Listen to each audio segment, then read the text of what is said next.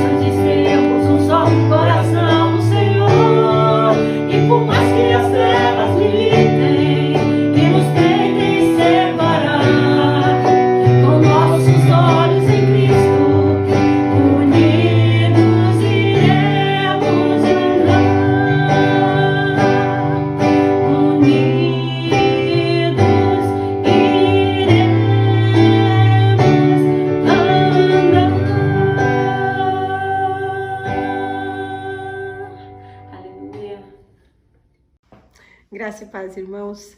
Nós estamos aqui num ambiente familiar hoje, gravando o culto, gravando a mensagem, gravando os louvores, e é muito divertido também, irmãos. Muito bom estar em casa, protegidos, né? Eu diria assim. O Senhor tem guardado as nossas vidas. E nessa hora nós vamos ouvir a mensagem do Senhor. Vou orar pela vida do Silva. Se coloque em atitude de oração. Senhor, nós queremos te agradecer, ó Deus, pela vida do teu servo que está aqui. Te agradecer, Senhor, porque tu colocaste ele neste dia, nesta hora, para falar de ti, para trazer a tua mensagem, Senhor. Pedimos, ó Pai, as tuas mais ricas bênçãos sobre a vida dele. Pedimos, ó Deus, a unção do teu Espírito Santo sobre a vida dele, que ele possa falar em teu nome, Senhor.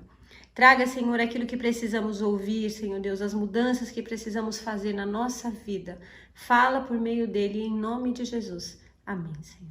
Amém. Graça e paz em nome de Jesus. Amém, irmãos? Amém. Eu consegui ouvir alguns améns aqui, tá certo? Não quero mostrar a plateia, mas estamos aqui com uma quantidade numerosa de pessoas, tá certo? Não quero escandalizar os irmãos aí. Mas mês de março é um mês de aniversários, né? E eu dizia há pouco que é um mês importante, só pessoas importantes, diletas, fazem aniversário. E a igreja também faz aniversário no mês de março, 43 anos. O tema proposto neste ano é tratar do legado que vamos deixar para a próxima geração.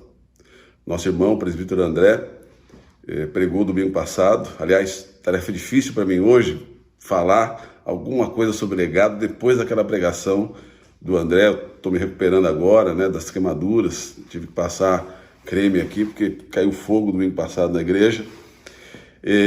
Mas a tarefa nós vamos cumprir de acordo com a vontade do Espírito Santo. E nesse momento, irmãos, não tem como não lembrar das pessoas que de alguma forma iniciaram a história da igreja Betel, né? Pessoas que, movidas sobretudo por um sentimento de misericórdia, de compaixão pelas almas, resolveram se agregar ali para prestar cultos ao Senhor. E muitas vezes a gente, de maneira errônea, mistura as coisas, né? O fato de comemorar os aniversários da igreja não se trata das paredes, se trata do encontro de pessoas, do estar juntos, do compartilhamento, porque a função da igreja é para, em comunhão, em conjunto, adorarmos ao Senhor, louvarmos ao Senhor. Então, convém que juntos nos encontremos em determinado lugar para ali, então, prestar culto ao Senhor. Mais do que paredes, tintas, estrutura, a gente se atém a pessoas. A igreja, sobretudo, pessoas. Então, certamente, as pessoas que iniciaram esse trabalho, o pastor João Dias, a irmã Edith, pessoas misericordiosas, pessoas que já não estão mais na igreja, pessoas que passaram por lá ou que por alguma razão já foram resgatadas, né, já estão com o Pai. Pessoas que, sem dúvida, de alguma forma, por conta do seu sentimento de misericórdia, resolveram congregar naquele lugar. E eu queria dialogar com os irmãos, meditar sobre misericórdia, o legado da misericórdia. O legado da misericórdia não só da Igreja Betel, mas das pessoas que compõem a Igreja Betel. E que legado de misericórdia que nós vamos deixar para a geração vindoura. Precisando primeiro entender o que é misericórdia. E entender que a misericórdia que temos nada mais é um reflexo da misericórdia que é o próprio Deus. E é interessante, irmãos, a igreja está fazendo 43 anos. E se o Ayrton Senna tivesse vivo, estaria fazendo agora dia 21, estaria fazendo 61 anos de idade, né? É interessante porque Ayrton Senna era nosso irmão em Cristo. Em 88, ele se curvou ao apelo feito pela missionária e ele se converteu ao Senhor Jesus. Somente no ano seguinte foi divulgado esse fato e como ele era um atleta muito famoso, muito competitivo e criou-se uma celeuma na mídia e as pessoas contestando essa atitude de conversão do Ayrton Senna, ele então, orientado por profissionais do marketing, algumas pessoas da família, ele então se afasta do discipulado, né? É a missionária Neuza Itioca quem, na realidade, apresenta o Senhor Jesus para ele, então se distancia por conta dessa pressão, né? Mais adiante, em 94, 1º de maio de 94, ele morre na Itália, bate numa curva a 306 por hora. Mas, na pesquisa que fiz sobre Ayrton Senna, eu encontrei algo interessante. O salmo que ele mais gostava, né, na voz de Cid Moreira, depois você dá o YouTube aí, coloca no YouTube, você vai encontrar o salmo que Ayrton Senna mais gostava, nessa pesquisa que eu fiz, Salmo 51. E aí tem ele todo recitado na voz de Cid Moreira. E é interessante, irmãos, porque Salmo 51 vem dialogando conosco, vem dialogando com a Betel há semanas. Já há semanas que esse salmo vem se convidando ao púlpito. Falamos em várias pregações, né? Vladimir, André, já falei sobre ele e hoje voltamos ao Salmo 51. É preciso ficar atento, irmãos, ao que o Espírito quer dialogar conosco. Mas é no versículo 1 do Salmo 51, o Salmo de Ayrton Senna, é que nós temos um esboço do rei Davi. Salmo 51, ele é produzido por Davi, depois de ter pecado com Betseba, ele recebe o profeta Natã, toma conhecimento do seu pecado, que Deus está triste com ele então busca se redimir frente ao Senhor, e ele escreve Salmo 51, ele vai dizer, logo no versículo 1, ó Deus de misericórdia, Deus de misericórdia, apaga as minhas iniquidades.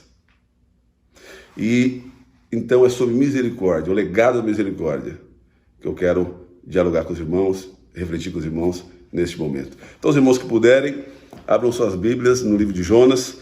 Não dá para falar de misericórdia sem falar do povo de Nínive, né? É a referência central.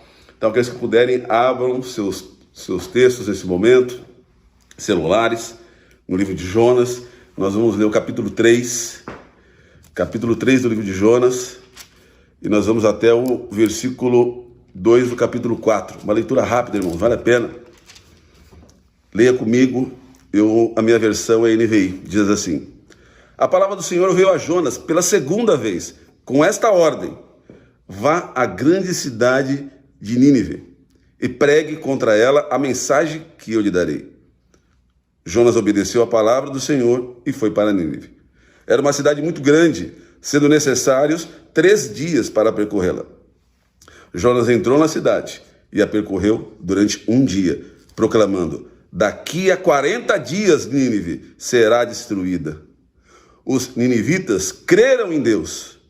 Versículo 5, irmãos. Os ninivitas creram em Deus. Proclamaram um jejum e todos eles, do maior ao menor, vestiram-se de pano de saco. Quando as notícias chegaram ao rei de Nínive, ele se levantou do trono, tirou o manto real, vestiu-se de pano de saco e sentou-se sobre cinza. Então, fez uma proclamação em Nínive: por decreto do rei e de seus nobres, não é permitido a nenhum homem ou animal, bois ou ovelhas, provar coisa alguma. Não comam nem bebam. Cubram-se de pano de saco, homens e animais.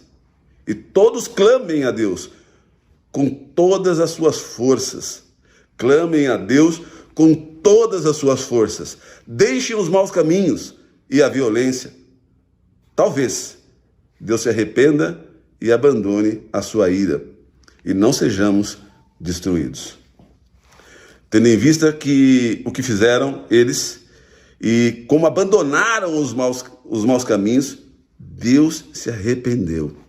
Deus se arrependeu e não os destruiu como tinha ameaçado. Jonas, porém, ficou profundamente descontente com isso e enfureceu-se. Ele orou ao Senhor: Senhor, não foi isso que eu disse quando ainda estava em casa? Foi por isso que eu me apressei em fugir para Tarsis. Eu sabia que tu és um Deus misericordioso e compassivo, muito paciente, cheio de amor, e que prometes castigar, mas depois te arrependes. Amém, irmãos? Palavra forte. Palavra forte. Veja,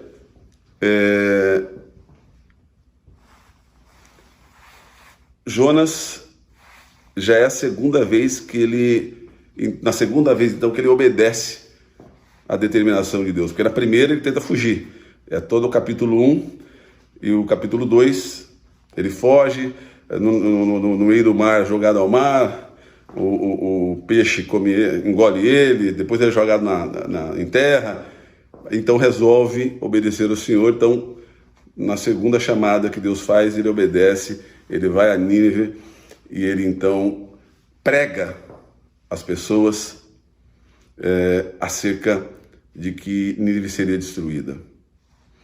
E é interessante, irmãos, que a palavra é clara, que os ninivitas, ouvindo a pregação de Jonas, assim como lá em Atos, ouviram a pregação de Pedro, Atos 3, os irmãos se convertem verdadeiramente. E veja que antes mesmo do rei de Nínive proclamar algo, os habitantes já haviam proposto um jejum.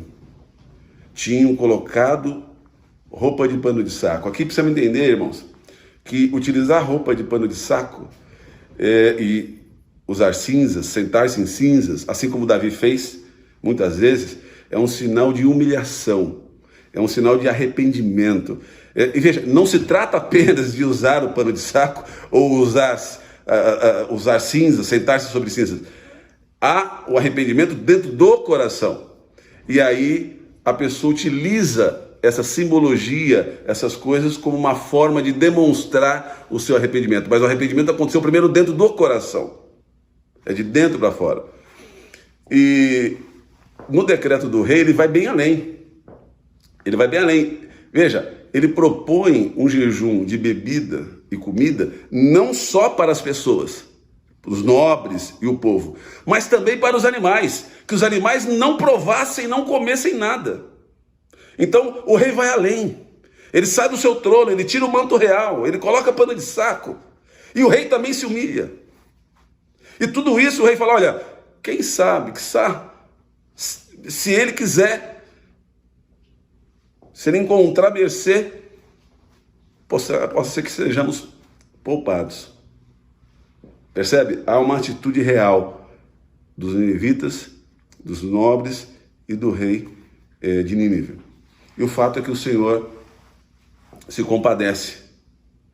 É interessante que Jonas fica enfurecido e ele dá 4 características de Deus que na realidade dialogam todas elas em torno da misericórdia, né? Ele fala que Deus, veja, ele fala que Deus, eu sabia que tu és um Deus misericordioso e compassivo. Então, a compassividade gira em torno da misericórdia de Deus.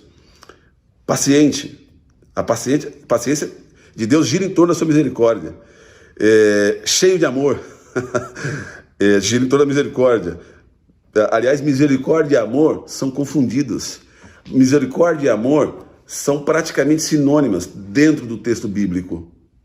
Não tem como ser misericordioso sem ter amor, não tem como ter amor sem ser misericordioso. São palavras que caminham umbilicalmente linkadas. E ele vai dizer, e que prometes castigar, mas depois se arrepende. Veja, irmãos, olha só que interessante, eu fiquei pensando numa palavra, aquele que promete se vingar e se arrepende. Meditei, e Deus, nosso Deus, é um Deus penitente. Mas veja, não é penitente de que Deus precisa confessar os seus pecados, porque Ele é o próprio Deus, Ele é a própria misericórdia e amor. É Deus penitente no sentido de arrependimento.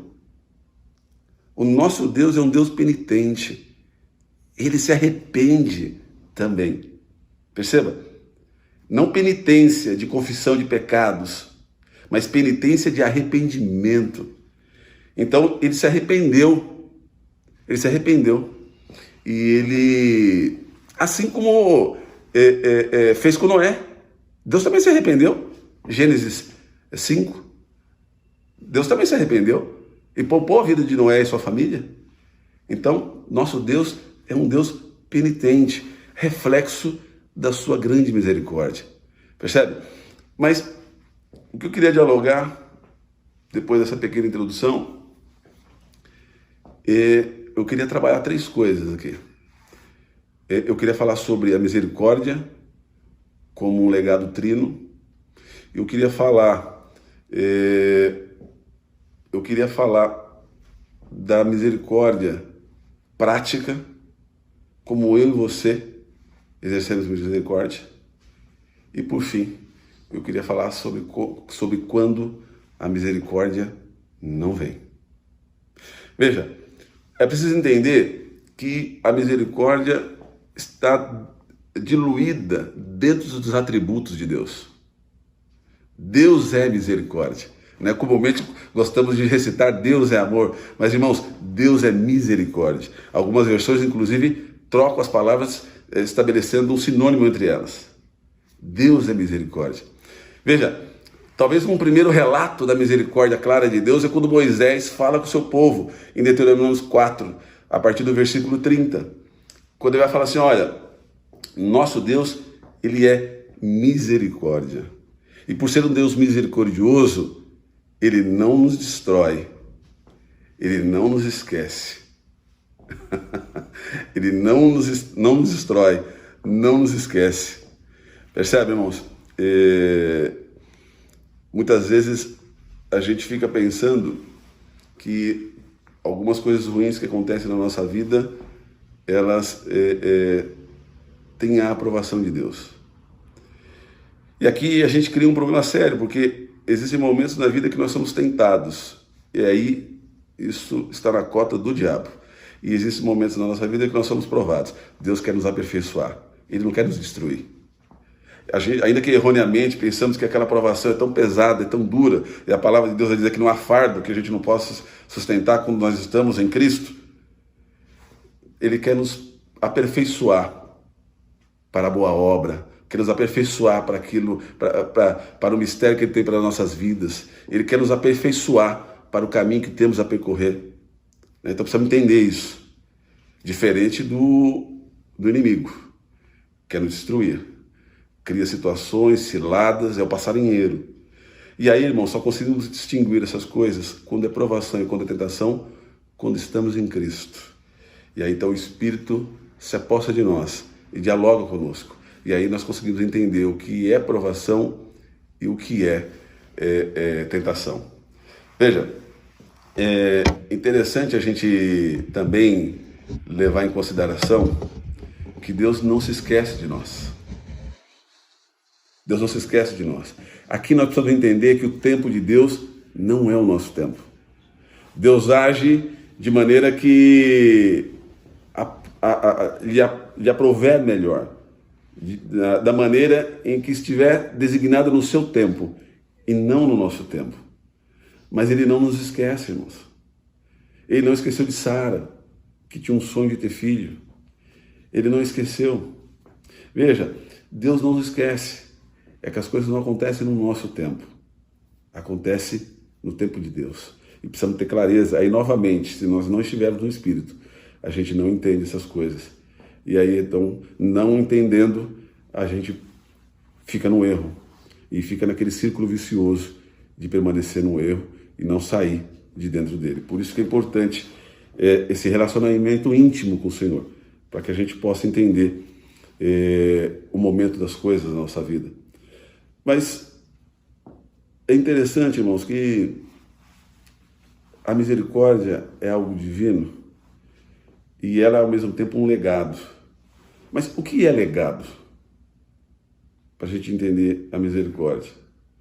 Veja, legado é aquilo que, numa linguagem jurídica, o testador deixa no seu testamento para uma pessoa, um bem, uma coisa, um dinheiro. Mas ele tem necessidade de deixar no testamento porque essa pessoa, ela não é um herdeiro natural. Ela não tem direito naturalmente àquela coisa. Então ele precisa constar num testamento, senão a pessoa não receberia. Percebe? Nós também não temos nenhum direito de herdar nada de Deus. Nós nascemos em pecado. Em pecado somos concebidos, diz os Romanos. Mas, por meio de Cristo, o grande objeto de misericórdia de Deus, nós somos alcançados e recebemos o legado da misericórdia. Talvez aqui pudéssemos trazer à memória o versículo de João 3,16, porque Deus amou o mundo de tal maneira que deu seu Filho unigênito para todo aquele que nele crê, não pereça, mas tenha vida eterna.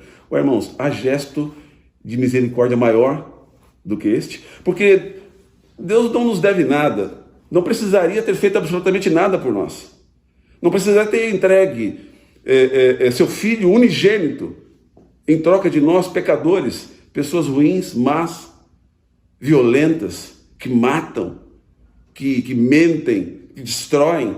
Por que dá seu Filho unigênito, puro, perfeito, para morrer por nós? Misericórdia, irmãos. Esse é o legado de Deus por meio de Jesus nas nossas vidas. Misericórdia, porque Ele tem compaixão. Misericórdia é ter compaixão de alguém por um problema, por uma situação que ela está passando, por uma necessidade. Misericórdia, basicamente, é ter compaixão. Então, o Senhor, tendo compaixão de nós, pecadores, encaminha Jesus, seu Filho unigênito, para morrer em nosso lugar. Então, veja, o gesto aqui do próprio Deus para conosco, Ele nos lega Jesus como um gesto de misericórdia. Mas veja, o próprio Jesus, veja Efésios 2, 4 a 5, vai dizer que Deus é rico em misericórdia. Rico em misericórdia.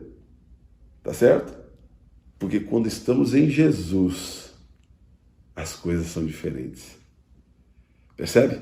A riqueza de Deus faz com que, quando estamos em Jesus, sejamos alcançados e nos tornemos filhos dele.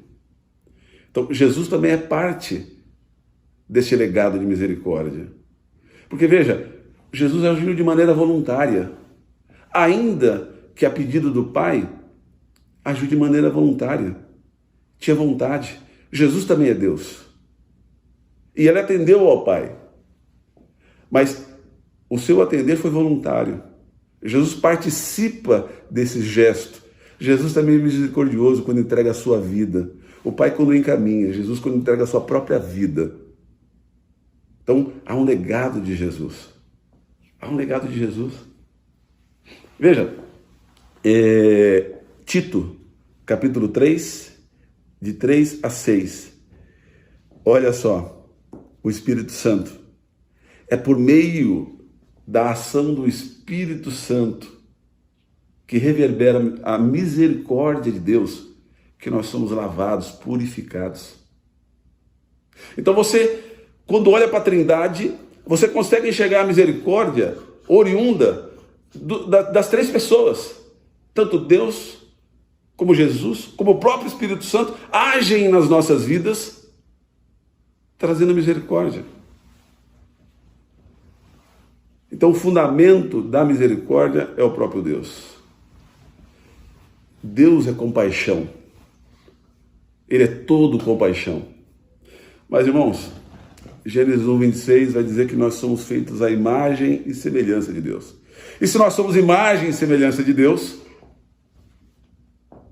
por uma questão lógica, também temos misericórdia. O que Jesus vai dizer no Sermão do Monte? Mateus capítulo 5, versículo 7, é a quinta bem-aventurança. Bem-aventurado os misericordiosos, porque obterão misericórdia. Aqui, irmãos, vamos dialogar agora a parte prática da misericórdia. Então significa que para eu ter misericórdia, eu preciso ser misericordioso. Então eu vou ser misericordioso para ter misericórdia. Mas, irmãos, não se trata de uma troca. Não se trata de uma troca. Eu não estabeleço uma troca com o Senhor. Veja, a minha atitude de compaixão pelo próximo, meu amor pelo próximo, meu sentimento pelo próximo, da sua angústia, do seu sofrimento, da sua doença, da sua morte, esse meu sentimento de compaixão pelo próximo é que gera a possibilidade de que Deus tenha compaixão de mim. E é algo natural, novamente, que vem de dentro para fora. Não é um arremedo, um simulacro, onde eu penso que estou negociando algo com Deus. Não se trata de um comércio, mas de uma atitude sincera, verdadeira, em que há de fato compaixão, um sentimento nobre para com o meu próximo, independente de quem seja. Independente de quem seja. Então, aqui eu entendo logo de plano uma coisa. Eu tenho misericórdia na medida que exerço misericórdia. Mas essa misericórdia, o titular dela é o próprio Deus. Deus é soberano em misericórdia. Veja, essa misericórdia, ela pode operar na minha vida e na vida do meu próximo.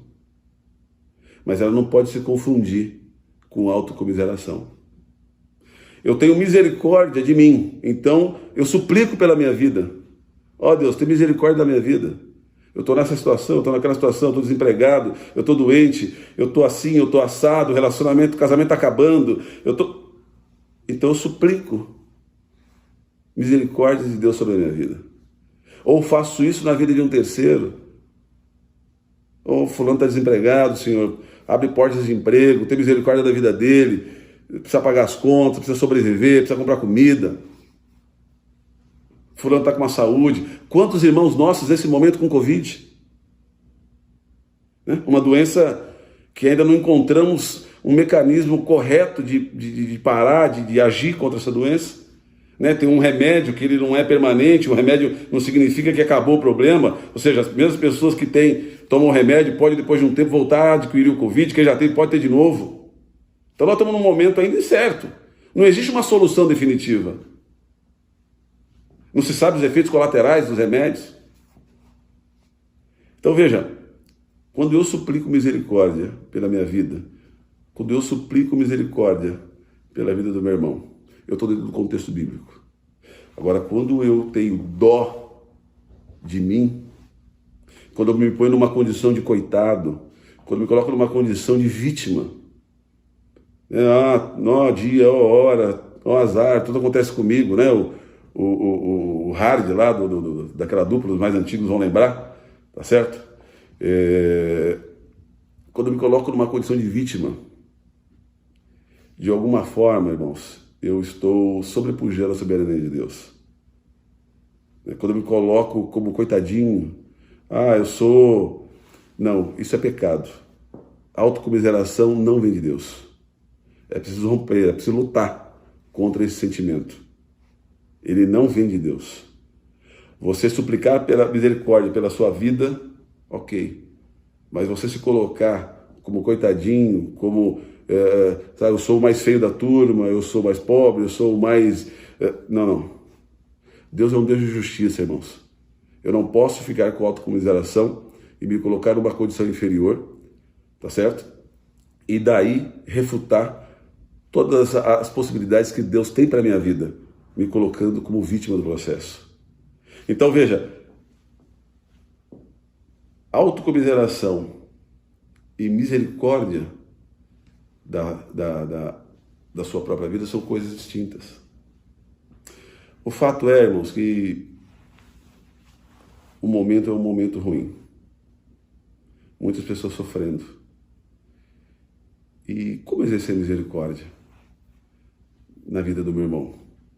Veja, o povo, quando soube que seria destruído, irmãos, estou falando de morte. Muito parecido, o povo de Nínive vive muito... Ainda o povo de Nínive viveu uma situação pior do que a nossa, né, irmãos? Pior que a nossa. Nós não temos uma declaração clara do próprio Deus de que ele vai destruir a terra. Eles tinham, naquele momento, uma declaração clara do profeta de que Nínive seria destruída. Mas a gente tem algo próximo com essa quantidade de irmãos que estão morrendo todos os dias.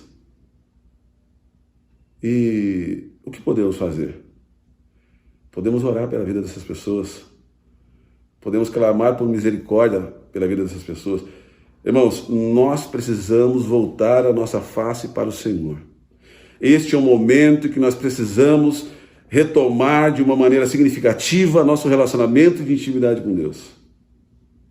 E essa é uma atitude individual. Nós precisamos clamar por misericórdia pela vida dos nossos irmãos que estão enfermos, pela vida dos nossos irmãos que estão desempregados, porque o Covid não só é a doença, as pessoas não estão podendo trabalhar, não ganham dinheiro, não tem como sustentar as suas casas. Algumas não conseguem estudar, enfim, há uma paralisia de alguma forma. Há uma sensação de medo, porque não se sabe o que vai acontecer no futuro.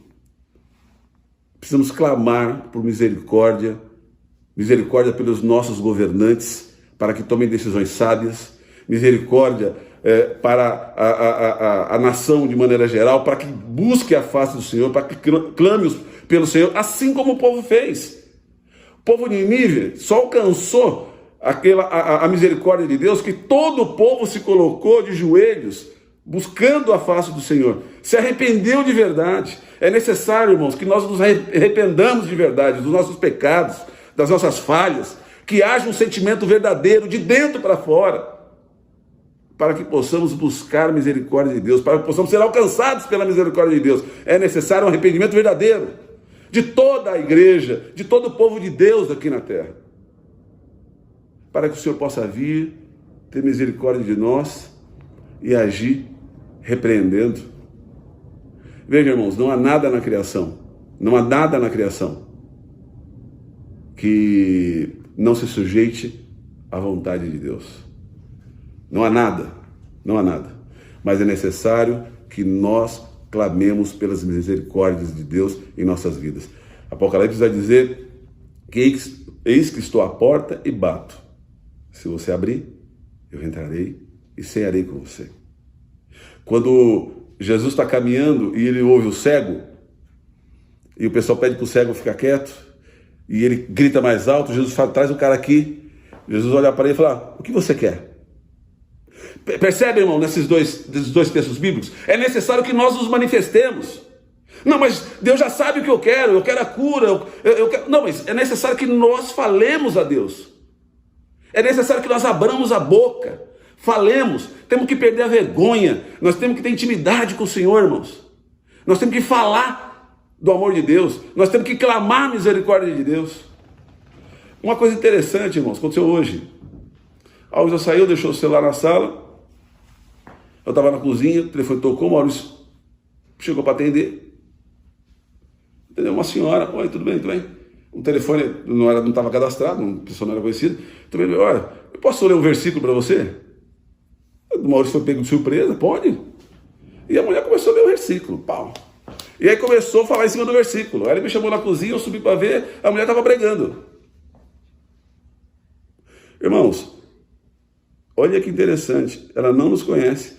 Talvez alguns desliguem o telefone na cara dela, talvez alguns não queiram ouvir, mas talvez alguns, irmãos, estejam desesperados para ouvir a palavra de Deus, desesperados para ter um abraço espiritual, e essas pessoas então estão cumprindo um papel importante. Ao final, irmãos, ficou claro para nós, era uma testemunha de Jeová, que aleatoriamente pegou o telefone da Wilza, ligou para ela, tá certo? O Maurício atendeu, então a mulher trouxe um versículo e uma reflexão sobre o versículo. Sabe, irmãos, podemos fazer as observações que quisermos do ponto de vista teológico, da visão dos irmãos testemunhos de Jeová. Mas o fato é que eles estão fazendo. O fato é que estão fazendo, irmãos. E nós, o que estamos fazendo? Essa é a reflexão.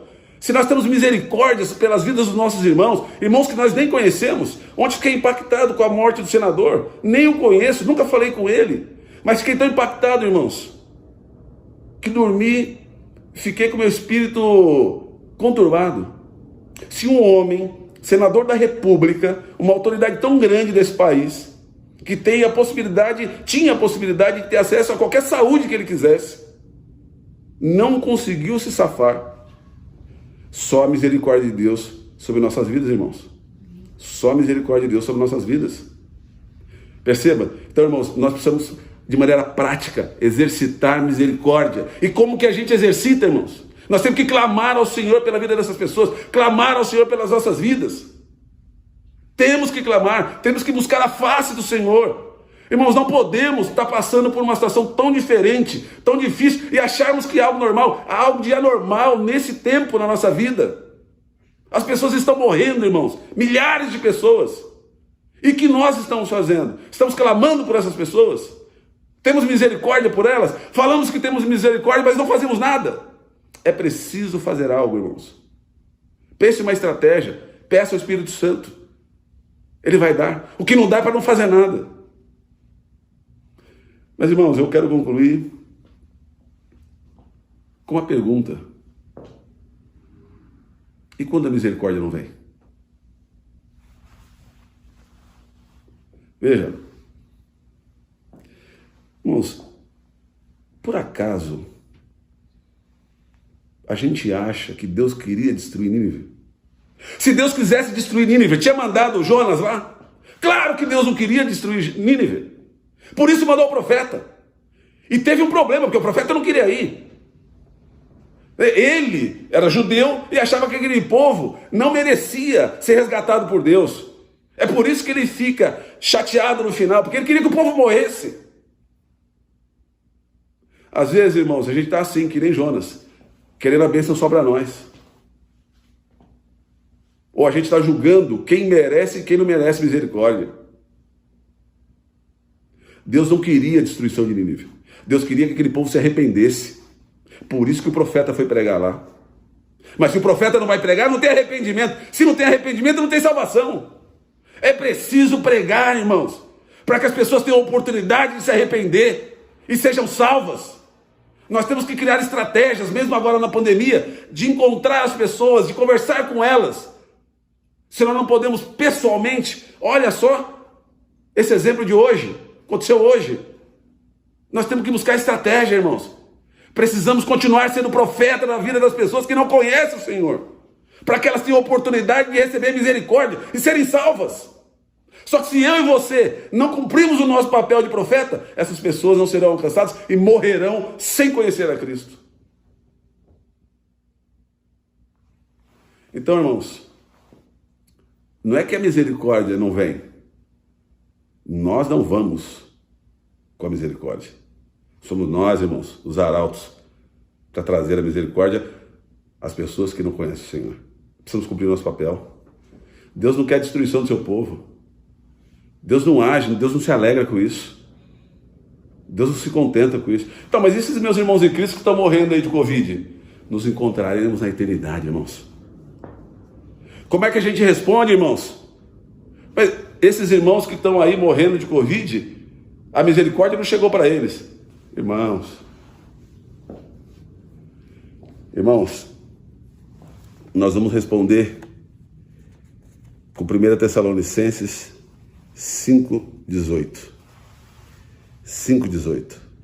e Romanos 8. Deem graças.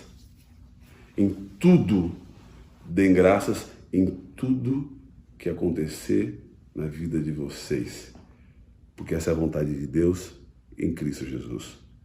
As pessoas estão morrendo, são cristãs sérias, verdadeiras, foram acometidas das doenças, estão morrendo. Deem graça. É fácil falar, você não tem nenhum parente, não é você, não foi... Não, irmãos, isso é texto bíblico. Precisamos dar graça em tudo. Em tudo é em tudo, irmãos. Até nos momentos difíceis destes de morte, como estamos vendo. Porque, irmãos, se a gente parasse só aqui, mas nós temos Paulo falando em Romanos 8. Quem vai me separar? Quem vai me separar do amor de Deus? Não será a morte nem a vida, irmãos. Nem anjos, nem demônios. Nada na criação me separará do amor de Deus. Nós nos encontraremos na eternidade com esses irmãos, porque o Covid não pode nos separar do amor de Deus. Amém?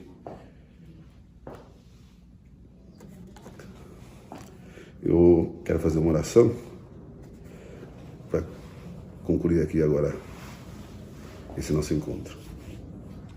Senhor, te agradecemos, ó Pai, porque é um momento difícil.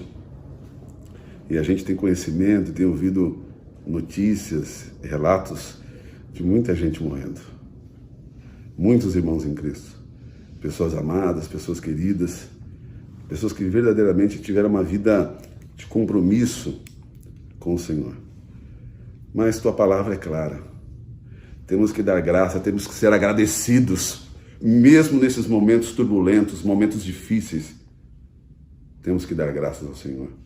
Essa é a vontade do Pai, em que se confirma, que se realiza, que ocorre em Jesus Cristo. Não se trata de nós, mas se trata dele. Ele morreu por nós, morreu por estes. E nós nos encontraremos naquele grande dia. Naquele grande dia, nós nos encontraremos, porque o Senhor estará chamando os seus e nós nos encontraremos lá. Porque nada pode nos separar do amor de Deus, nem mesmo as doenças desse mundo. Ó Senhor, dá compreensão dessas coisas, elas são profundas, difíceis. Ó Pai, dá compreensão sobre a misericórdia, que possamos exercitar misericórdia verdadeiramente. Ó Pai, que possamos clamar por misericórdia na vida dos nossos irmãos, nas nossas vidas. Ó Senhor, que possamos deixar um legado, ó Pai, para que as futuras gerações saibam o que é misericórdia e clamem por misericórdia, para que o Senhor então amenize a vida aqui na terra. Ó Pai querido, sabemos que o Senhor nos ama, Ele é amor, Ele é misericórdia, Ele não nos abandona, Ele não quer o nosso mal, Ele não nos destrói. O Senhor nos ama e Ele é misericórdia.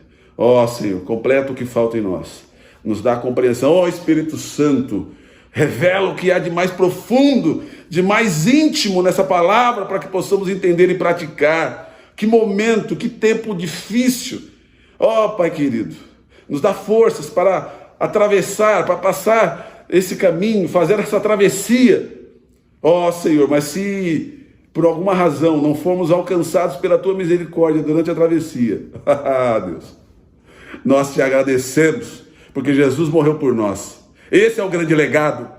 Esse é o grande legado. O Senhor Deus deu Jesus para morrer por nós. Jesus voluntariamente entregou sua vida por nós. E o Espírito Santo aqui está hoje, agora, continua, ó Pai, conversando conosco, nos orientando, nos consolando. Ó Pai querido, te agradecemos por esse legado da Trindade, que é a misericórdia. Ó Pai, nos despede, cuidando dos nossos corações e tendo misericórdia das nossas vidas. É a oração que fazemos em nome de Jesus. Amém. Abraço, irmãos. Fiquem na paz.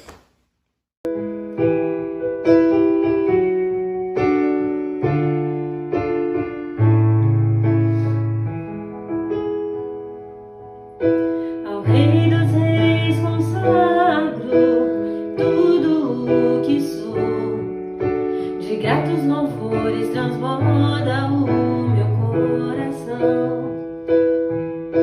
A minha vida eu entrego nas tuas mãos, meu Senhor, pra te exaltar com todo o meu amor. Eu te louvarei conforme a tua justiça e cantarei louvores, pois tu és altíssimo. Celebrarei a ti, ó Deus, com meu viver. Cantarei e contarei as tuas obras, pois por tuas mãos foram criados terra, céu e mar e todo ser. Minha brisa, toda a terra celebra a ti, com cânticos de júbilo, pois tu és Deus Criador.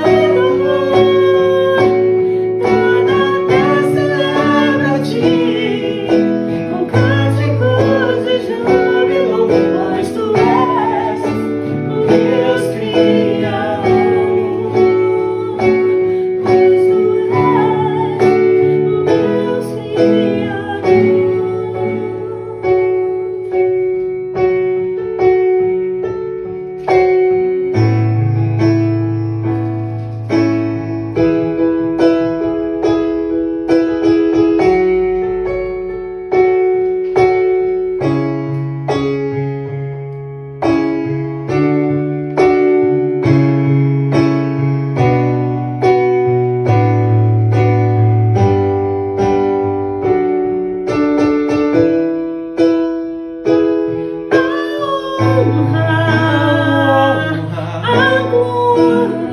A glória, a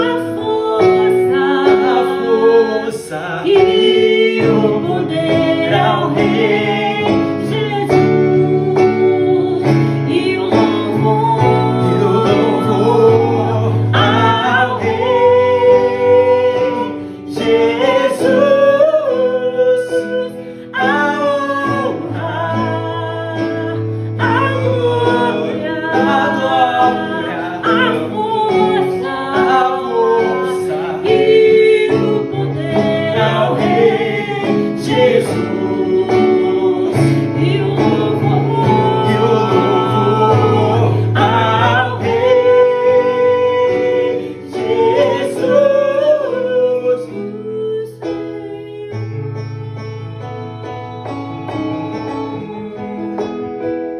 o Senhor,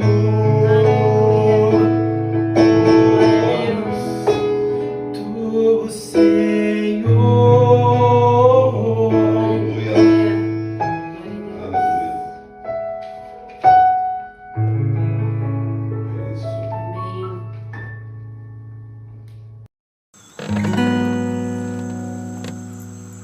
Aleluia.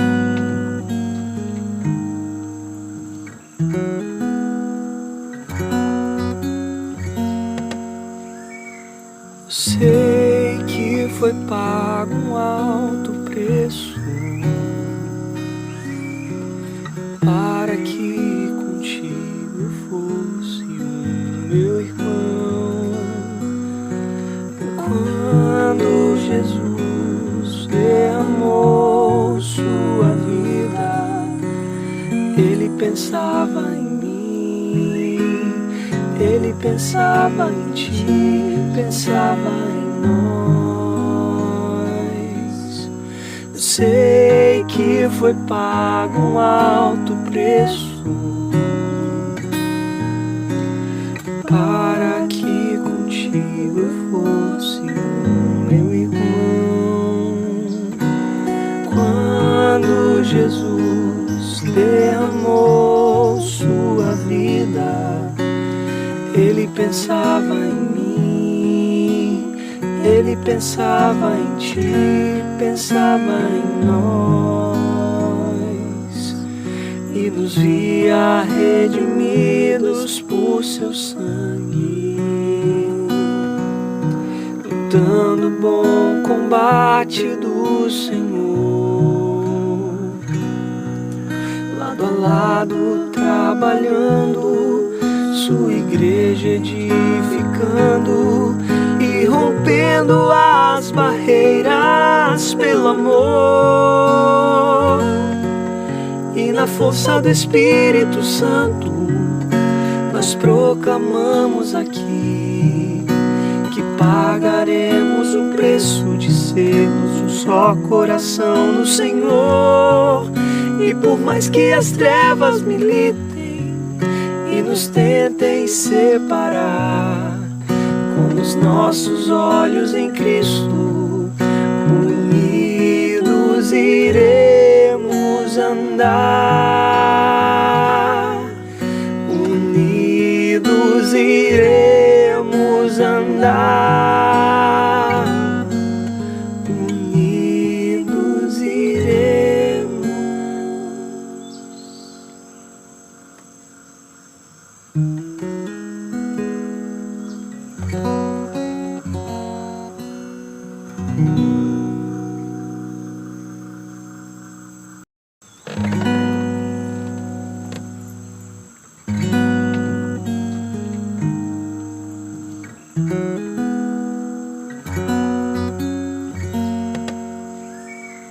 Sei que foi pago um alto preço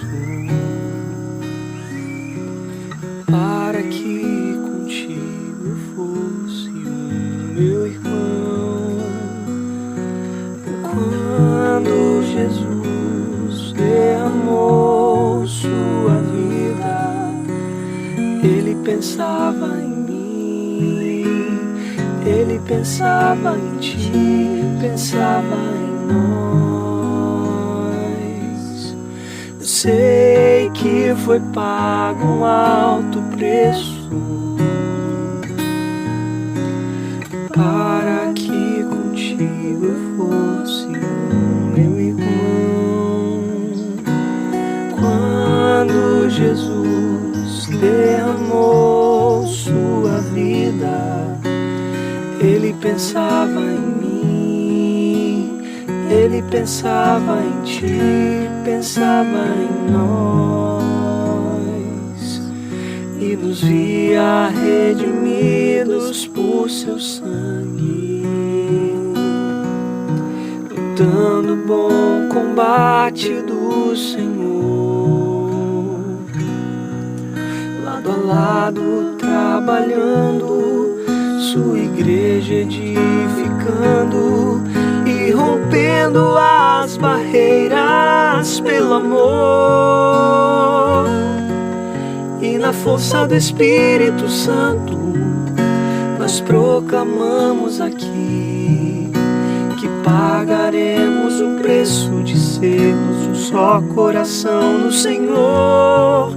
E por mais que as trevas militem e nos tentem separar, com os nossos olhos em Cristo, unidos iremos andar, unidos iremos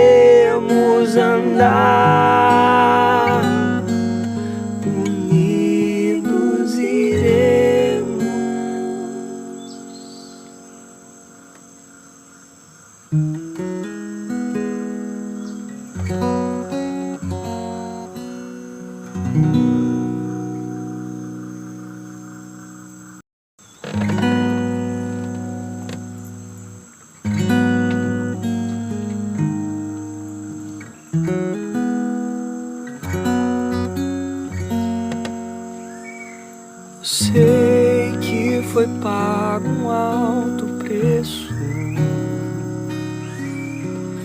para que contigo eu fosse meu irmão. Quando Jesus derramou sua vida, ele pensava em mim, ele pensava em ti, pensava em nós.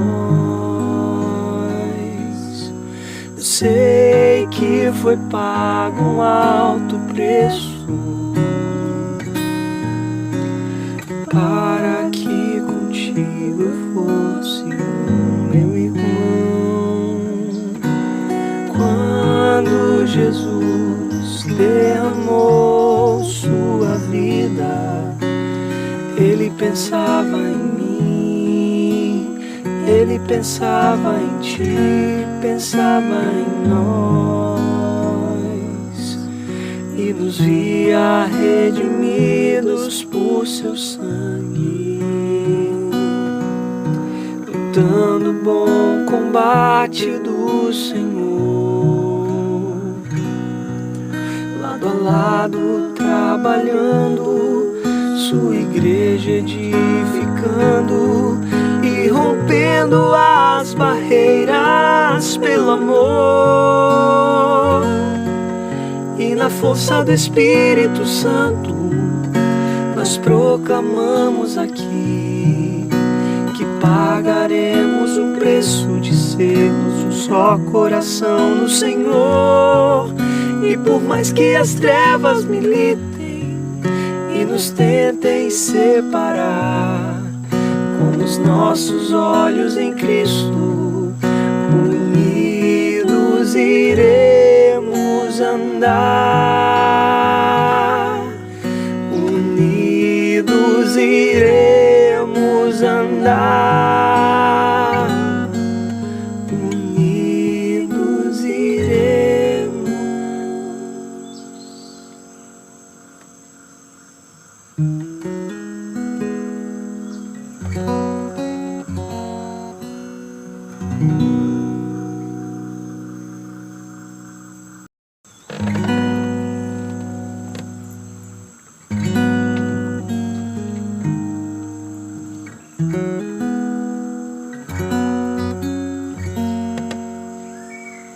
Sei que foi pago um alto preço para que contigo eu fosse meu irmão. Quando Jesus derramou sua vida, ele pensava em mim, ele pensava em ti, pensava em nós. Eu sei que foi pago um alto preço para que contigo eu fosse meu irmão. Quando Jesus derramou sua vida. Meus amados irmãos, é com imenso prazer que eu quero parabenizar a nossa amada Igreja Betel de Guarulhos pelo seu aniversário, agora no dia 13 de março, data de organização como igreja, e rogar a Deus as bênçãos sobre esse profícuo ministério. Foi me pedido compartilhar uma música que mais fala ao meu ministério, à minha vida, e que tem marcado, de fato, o meu pastoreio nesses 43 anos. Inclusive, essa música foi cantada no dia da minha posse pastoral, aí em Guarulhos, no dia 28 de janeiro de 2012, ali no Adamastor. Vou cantar uma estrofe só, mas para glorificar o Senhor. Santo, Santo, Santo, Deus Deus onipotente, cantam de manhã nossas vozes com fervor. Santo, Santo, Santo, Deus onipotente, és Deus triuno, excelso Criador. Amados irmãos da nossa amada Igreja Congregacional Betel de Guarulhos, recebei a bênção final. Que o Senhor vos abençoe e vos guarde. Que o Senhor faça resplandecer o seu rosto sobre vós e tenha misericórdia de vós. Que o Senhor sobre vós levante o seu rosto e vos dê em todo o tempo a paz, as vitórias, as felicitações, em nome de Jeová El Shaddai. Amém.